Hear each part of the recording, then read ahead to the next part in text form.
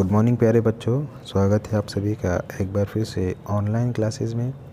हम पढ़ रहे हैं बीए फर्स्ट ईयर की ज्योग्राफ़ी और बीए फर्स्ट ईयर की ज्योग्राफ़ी में फिजिकल ज्योग्राफ़ी का हम अध्ययन कर रहे हैं। इसके लास्ट यूनिट पढ़ रहे हैं, यूनिट नंबर 3, यानी कि जलमंडल हम पढ़ रहे हैं हाइड्रोस्फीयर के बारे में। और उसमें हम पढ़ रहे थे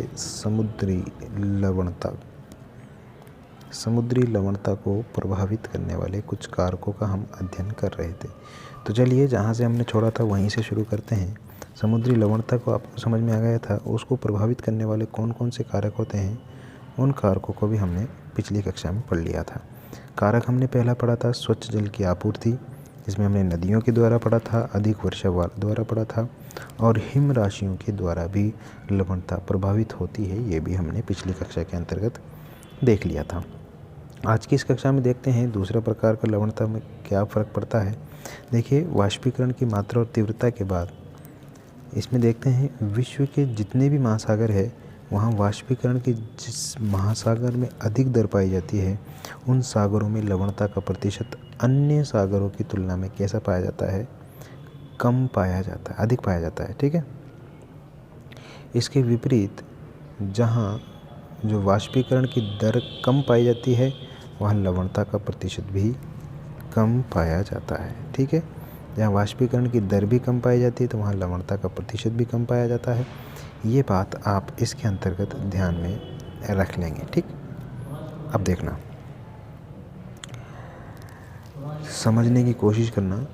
ये इसको मैं बनाता हूँ दोबारा, बनाता हूँ। देखना, ये क्या है? हमारी पृथ्वी। और इस पृथ्वी के अंतर्गत ये आपको मालूम है, ये कर्क रेखा है और ये मकर रेखा है। इसके बीच वाला जो क्षेत्र है, ये वाला, इसके बीच वाला ये जो क्षेत्र दिखाई दे रहा है आपको, ये वाला, इस क्षेत्र में सागर का तापमान अधिक पाया जाता है। क्या पाया जाता है? तापमान अधिक पाया जाता है। अब जब तापमान यहाँ पर अधिक पाया जाता है, तो यहाँ से सबसे ज़्यादा क्या होता है? वाष्पीकरण भी सबसे ज़्यादा यहीं से होता है, क्योंकि वाष्प बन करके गैसें ऊपर की तरफ यहाँ से आती है। तो जहाँ सर्वाधिक वाष्पीकरण होगा, वहीं पर क्या है? सर्वाधिक लवणता भी पाई जाएगी। क्योंकि वाष्पीकरण के कारण क्या होता है? वाष्पीकरण के कारण जो शुद्ध जल होता है, साफ जल होता है, वो तो वाष्प बन करके ऊपर उड़ जाता है, चला जाता है। जबकि जो दूसरा जल होता है, जो अशुद्ध जल होता है, वो अशुद्ध जल क्या है? बाकी रह जाता है। अशुद्ध जल क्या है? बाकी रह जाता है। तो अशुद्ध जल बाकी रहने के कारण वो लवणीय जल बन जाता है। ठीक है। क्योंकि उसमें अशुद्धियाँ पाई जाती है, और अशुद्धियाँ कई प्रकार की चट्टानों के मिश्रण से बनती है, तो वो लवणीय जल बन जाता है। तो अधिकतर खारापन कर्क रेखा के समीप और मकर रेखा के समीप पाया जाता है। ये बात आप ध्यान रखेंगे, क्योंकि जो भूमध्य रेखा है, इस भूमध्य रेखा के पास तो अधिक वाष्पीकरण भी होता है और यहाँ अधिक वर्षा भी होती है, इसलिए लवणता का प्रतिशत यहाँ पर कम पाया जाता है।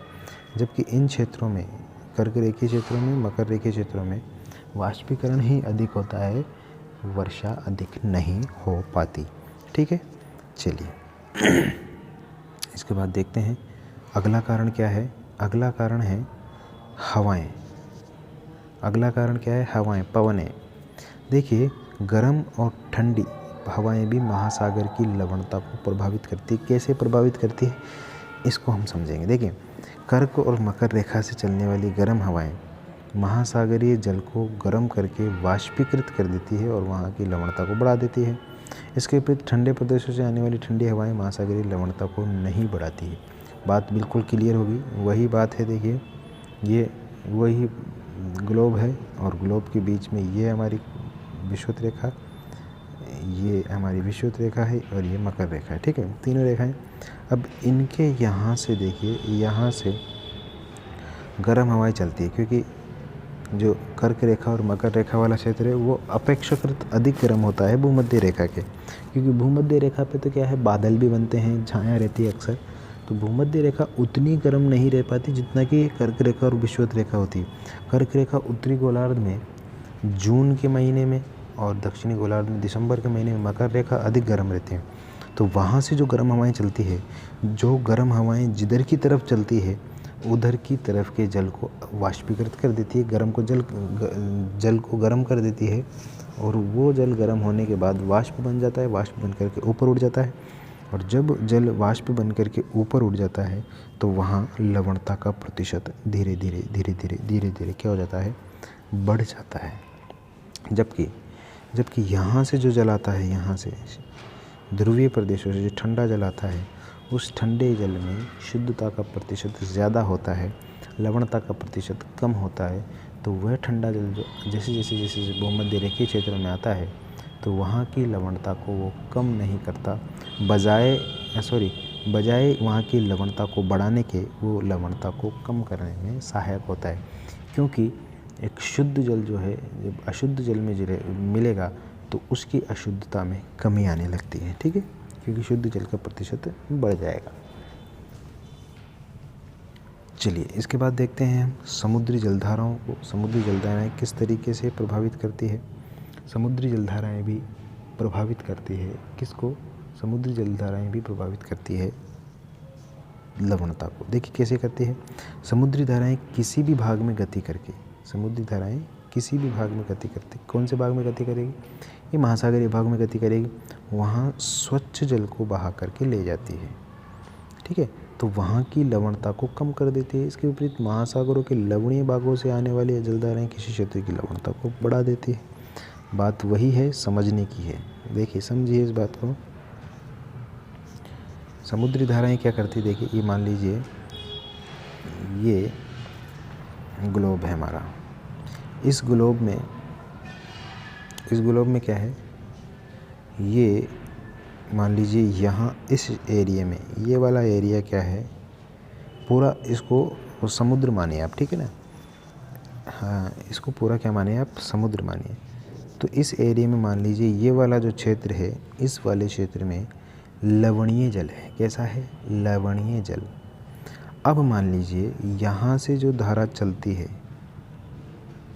यहाँ से मान लीजिए कोई जलधारा चल रही है इधर की तरफ, तो ये अलवणीय जल है यहाँ पर।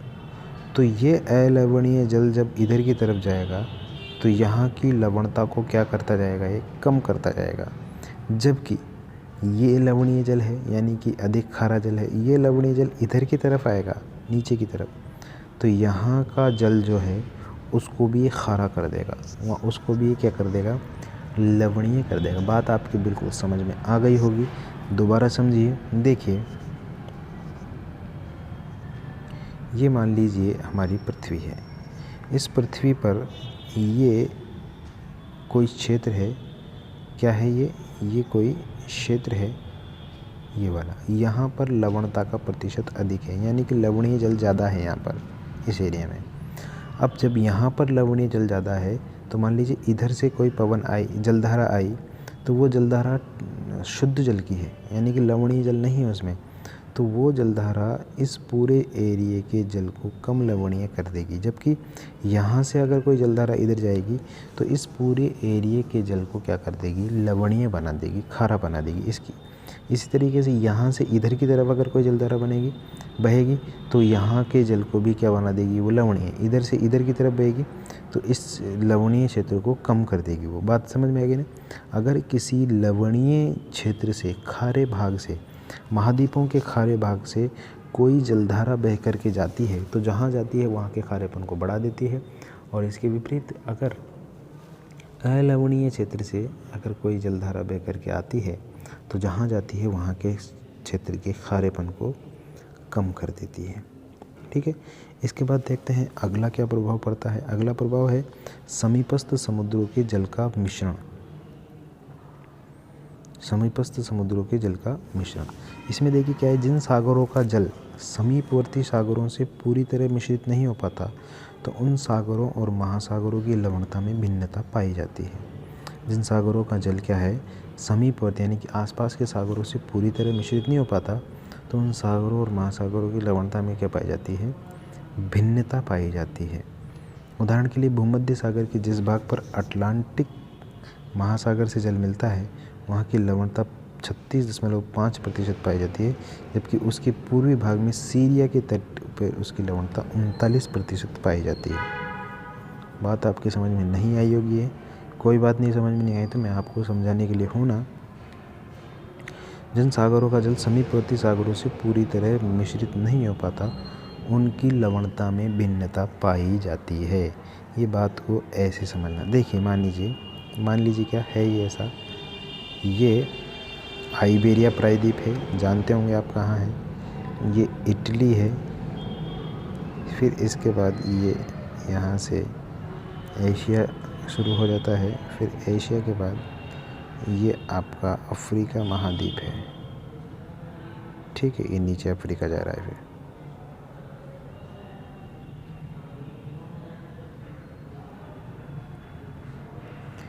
यहाँ पे एक देश है सीरिया, यहाँ पे सीरिया है, यहीं पर काला सागर है पास में। तो यहाँ पे एक छोटा सा देखिए साइप्रस बोलते हैं उसको, ठीक है, उससे कोई लेना देना नहीं है।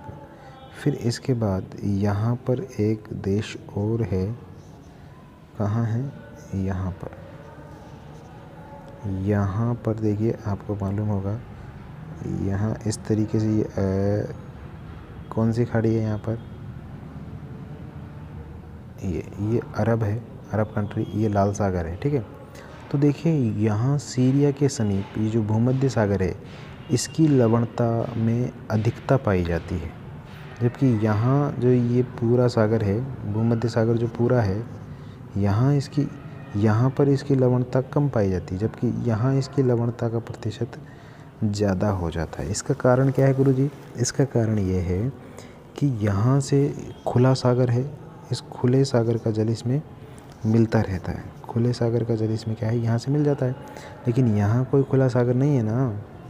यहाँ क्या है, यहाँ कोई खुला सागर नहीं है, तो यहाँ पर इसकी लवणता का प्रतिशत बाष्प बन के उड़ता रहता है, तो यहाँ इसकी लवणता का प्रतिशत अधिक पाया जाता है।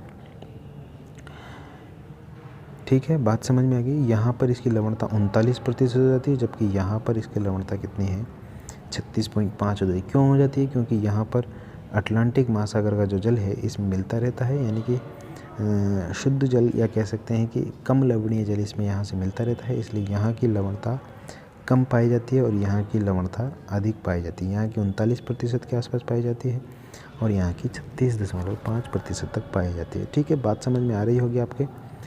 तो जिन सागरों का जल एक दूसरे के निकटवर्ती सागरों से नहीं मिल पाता, उन दोनों सागरों की लवणता में क्या पाई जाती है, भिन्नता पाई जाती है। ठीक है, ये आज की क्लास में हमने आपको समझाया कि लवणता को प्रभावित करने वाले कुछ कारक हैं। उन कारकों के बारे में हमने आज की क्लास में पढ़ा है।